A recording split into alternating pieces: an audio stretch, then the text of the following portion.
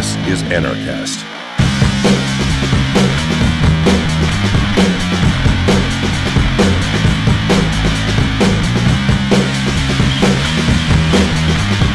Hey kids, welcome to another edition of Anarchast, your home for anarchy on the internet. I have a really interesting and special guest on today. I just, actually he's messaged me on Facebook before, but I don't think I responded to him. I get 100 Facebook messages a day, so if you have messaged me and I don't respond, it's not because I hate you, it's just because I literally can't answer them all.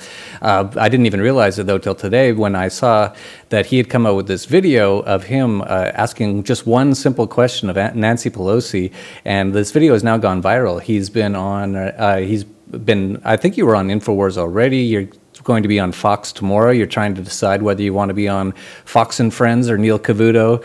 So he's got a lot of interest. He was on Drudge Report. So just this one question he asked Nancy Pelosi, and I'm going to play this whole video. Actually, what I'll do is I'm going to play this right now because we're going to talk a bit about it. And so I'm going to play the video, and then we'll come back. We'll talk to Andrew Demeter. Why do you support the NSA's illegal and ubiquitous data collection? Well, I have questions about the metadata collection that they were collecting unless they had a reason to do so.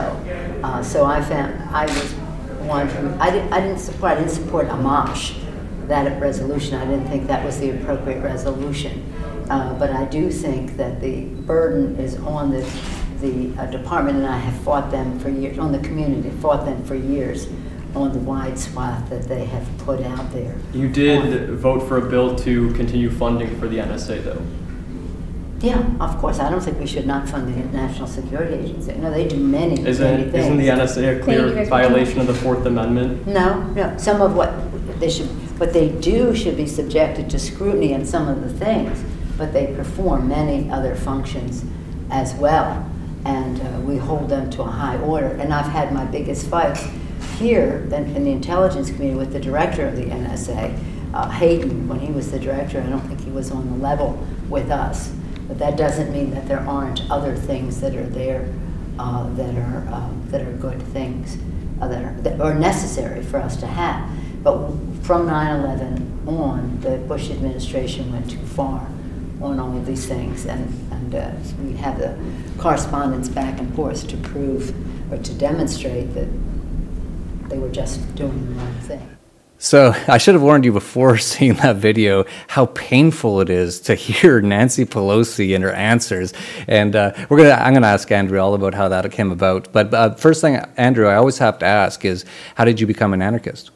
Yeah, so we had this discussion a little earlier today. I wouldn't necessarily classify myself as an anarchist, but I'm more of a libertarian, I guess. I just kind of adopt the ideas of, or the ideologies of, an absence of coercion, voluntary association, and the non-aggression principle, you know, do unto others what you would have them do unto you. So I'm not necessarily an anarchist, but I do see anarchy working in our everyday lives. I read an essay a while ago. I can't recall the author of it, but it was called I Pencil, and it was really interesting in that it said no single person, which is kind of analogous to government, holds the complete knowledge of how to create a pencil, how to manufacture it. But it says that there's all these different individual entities working cooperatively to create this pencil. You know, the people chopping down the wood, the people adding the furlough to the pencil, adding the eraser. So that's a really interesting concept, and I think that's kind of representative of how anarchy does work in our daily lives, although it may not, at this point, in my opinion, be feasible to the full scale of government.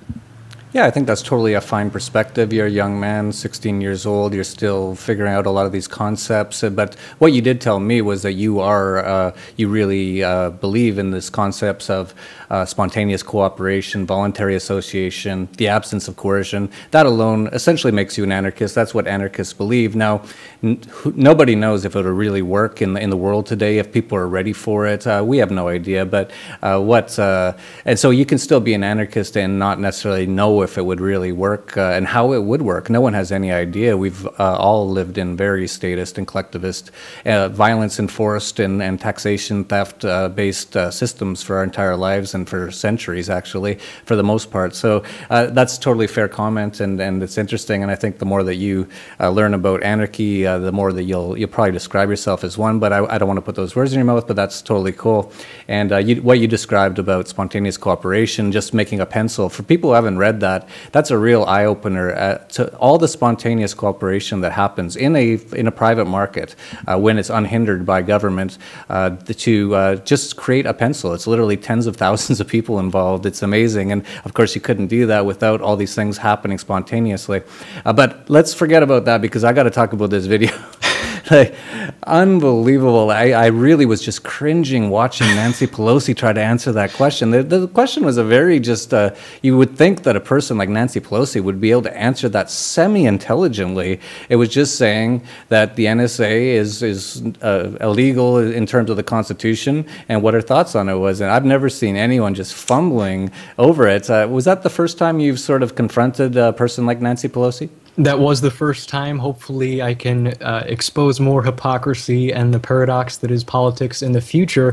But yeah, it was pretty entertaining to watch Pelosi do what she did. I think in a lot of articles that covered this story, they described it as, you know, and we can get into this too, more of the meat and potatoes of the story. She thought it was kind of going to be this easy photo opportunity of some kids drunk on Common Core, and evidently she can see that that really didn't work out in her favor. But like you said too, this was, well, you kind of alluded to it, this was just a legitimate question. I wasn't trying to nefariously expose her and make her look like some incompetent official.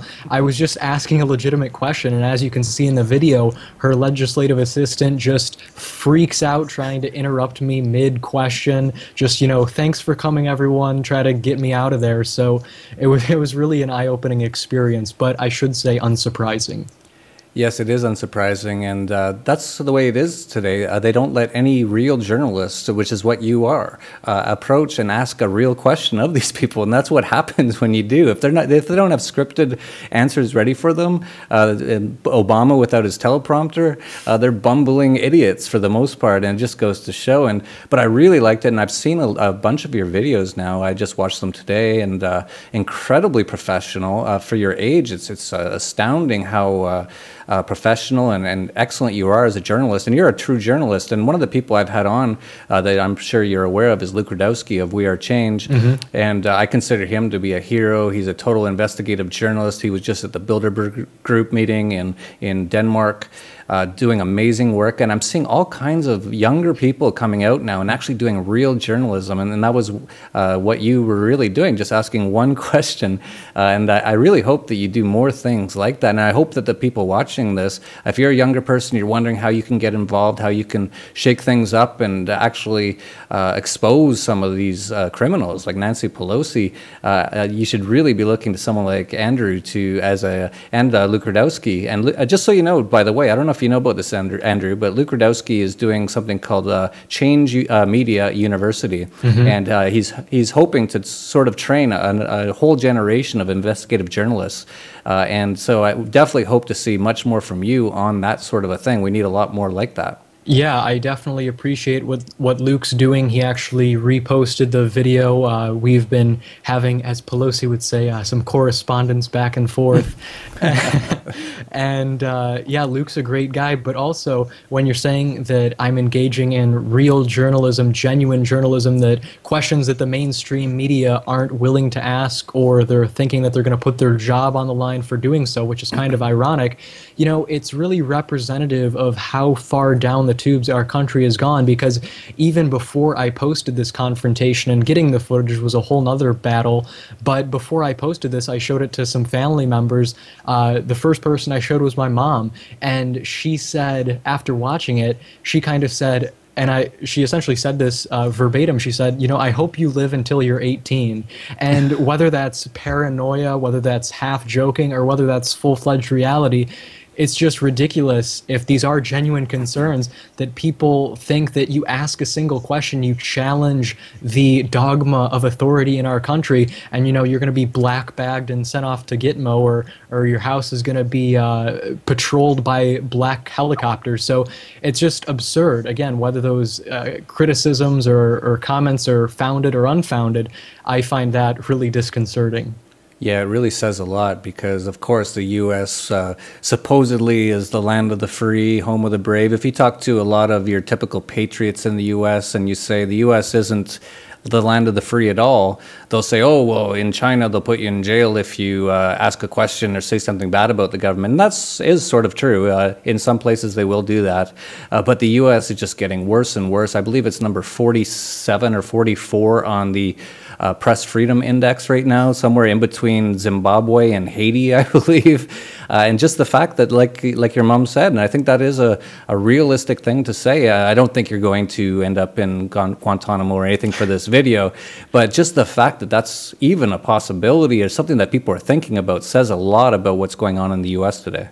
Yeah, I mean, who knows? It is definitely a full possibility considering legislation like the NDAA, the National Defense Authorization Act, the 2012 rendition to be particular that Obama signed into law saying that, if you're some enemy combatant with no clear definition given in the legislation in Section 1024, then you could be sent off to Gitmo. So, who knows? Maybe asking a legitimate question, challenging someone's authority is considered a belligerent act against the United States. But I also think it's important to say that when I did confront Pelosi, it really says a lot about her, and not necessarily in a bad way. I don't necessarily oppose her as an individual. I respect all individuals, but politically, I think her policy making could be slightly changed. But when you confront these people, as Luke Rutkowski can attest to, when I've spoken with him, he says, it really shows how vulnerable these people are,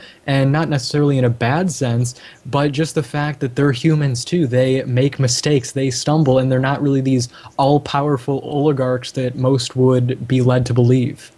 Yeah, it really is different when they're in front of the camera with their script and when they're caught off guard. It's completely different. They are people. Nancy Pelosi, it's really close for me on calling her an actual human being. But in any case, it is interesting to see. And I believe that you had some problem even getting the video, and you said there's a story behind that? Yeah, so I also released a press release with this video just because I thought it would get the volume of attention that it did. And I mean, this is kind of a side story. It's not like this big thing that I think they're up to anything nefarious, but the whole reason that I was in DC, kind of to preface this, provide some background as well, I had won a contest with C-SPAN that they host annually called Student Cam, which is for high school and middle school students, where you essentially create a documentary, even though it's like 7 minutes, so it's technically a micro-documentary on a political issue. And this year's theme was, what issue should Congress address in 2014? Now, going into this, I knew that Congress really wasn't going to consider anything that a 16-year-old or younger had to say, but so we were in DC with C-SPAN. There was a group of 5 of us, as you can see in the video, and you'll see in the first part of the video that footage was actually captured from my cell phone. So what I did was I had my cell phone in my pocket when we went in. Surprisingly, we weren't patted down and molested before we had to go in there. I mean, we did have to go through security, but so I had my cell phone in my pocket, and how the whole thing kind of came about was that everyone who had created a documentary, each of the 5 people, we kind of went around in a circle. Pelosi introduced herself, introduced the person, and then she said, what was your documentary about, and do you have any questions for me about it? So although mine was on genetically modified organisms, GMOs, I was the last person to ask a question, and the contestant before me, Peter, he created a documentary about the NSA. So I figured, how convenient is this? So I had the question in mind ahead of time, and then I just fired away. But going back to what you said about the footage, I pulled my phone out of the pocket, started recording like 2 minutes before it was my turn, and then when it was my turn to ask the question, I held up the phone right in her face pretty much and got the footage. So the problem was when I was recording on my phone, it kept the time recorded, it kept increasing, and by the end of the confrontation, when I hit the stop record button, it was about an 8-minute video. And then when we were leaving the Capitol, one of C-SPAN's employees, who will go unnamed because I don't think he's up to anything nefarious, like I said, he kind of asked, I saw you recording, were you planning on posting that to YouTube, curiously enough? So I said, at the time, not knowing that my phone had actually not recorded the full confrontation, I maybe snobbishly kind of almost said, well, why does it matter to you? What difference does it make, as Hillary Clinton would say? So then at lunch that day, I had then figured out, upon reviewing the footage, or lack thereof, that it only recorded 4 minutes of the confrontation instead of the full 8, and right when I asked the question, essentially, I got a little bit of her response and then it cut out. Now, it's not some conspiracy, because my phone has had problems with insufficient memory before, so that was really disappointing. Then, when I flew back home, I figured, well, C-SPAN had a cameraman there. That's one thing I remembered. So then I sent an email to C-SPAN to a different individual than the person that had confronted me kind of about posting it on YouTube.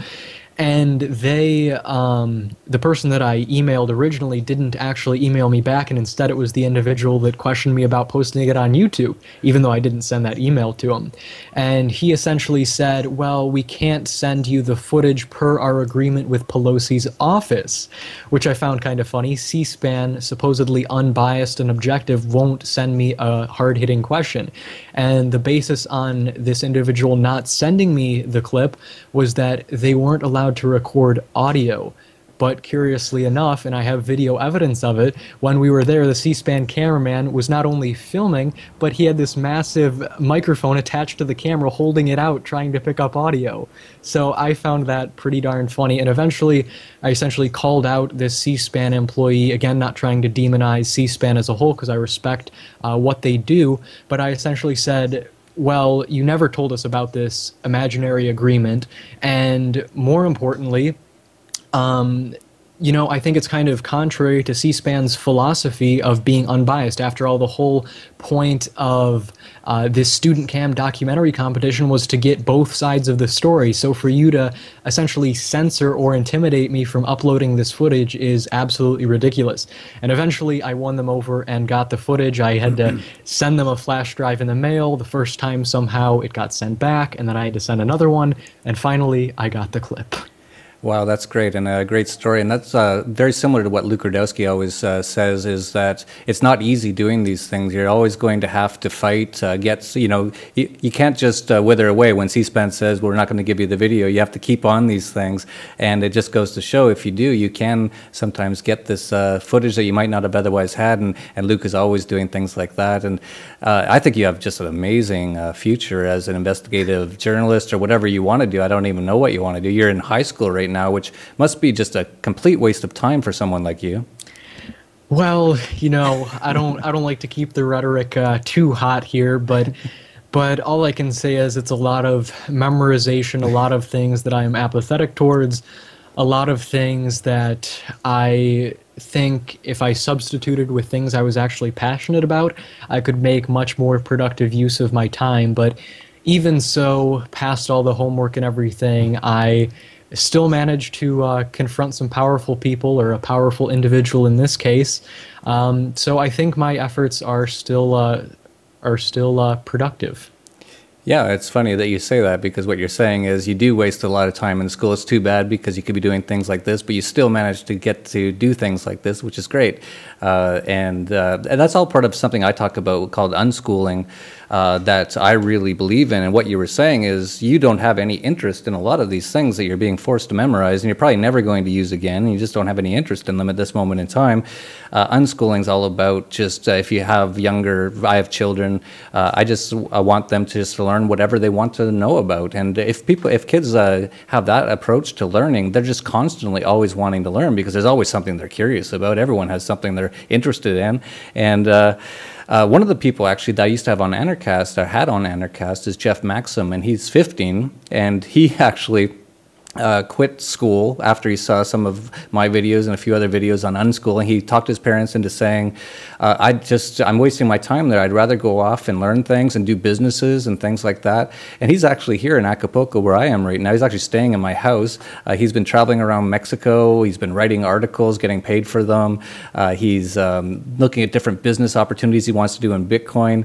So it's amazing what you can do if you're just unrestrained from some of these things that are just really anachronistic, like the public schooling system.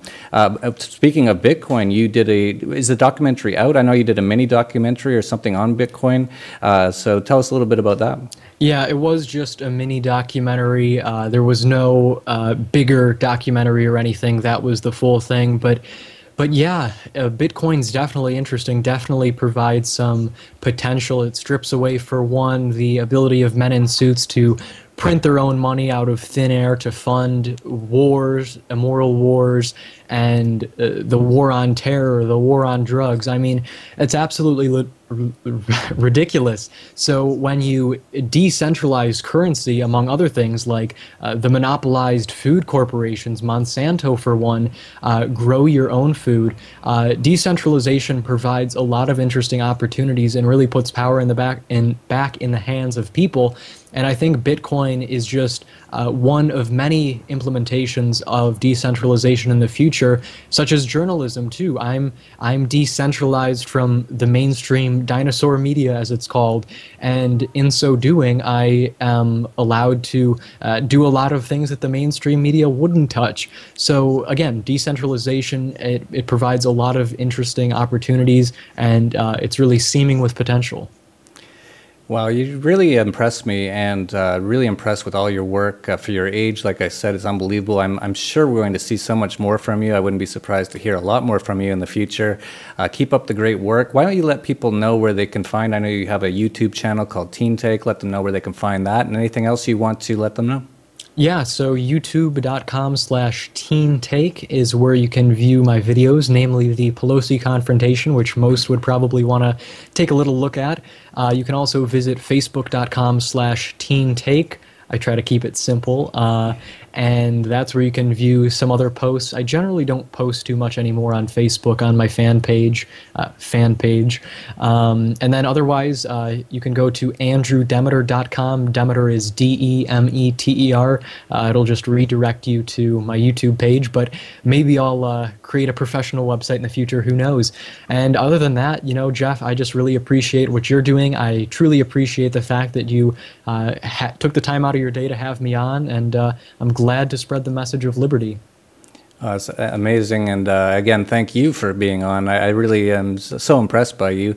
And for the people watching out there, this is one of the things that you can be doing. If you're around some of these government officials, just ask them a question. You'll be amazed what could come out. If we can have people like Andrew out there in every single public appearance that some of these politicians are doing, just asking, not being aggressive, not being yelling at them or calling them names, but just ask them a simple question that is very honest, like Andrew did, and that could really change things. We're really seeing a revolution in how things are being reported. We're seeing the mainstream media just going down in ratings. Almost no one watches it anymore. I believe Fox's demographics now, there's hardly anyone under 75 years old who even watches it, and it's just like a few old folks in an old folks home somewhere. It's really almost nothing, and people like Luke Rudowski and many others are just growing, and I'm sure Andrew will be as well. So that's one way that you can really affect change, is just get out there and interact, and don't be too scared to ask a question. We need more people to ask questions. So I'd like to once again thank Andrew Demeter, and definitely check out his Teen Take. He's got some amazing videos on there. You'll be amazed at the quality. I'm actually almost feel a little bit like I'm a bit of an amateur here compared to him. He does such an amazing job. So definitely check him out. He shows there's a lot of hope out there. There's a lot of young people out there that are doing some great things. So that's it for Anarchast, your home for anarchy on the internet. Peace, love, and anarchy. This is Anarchast.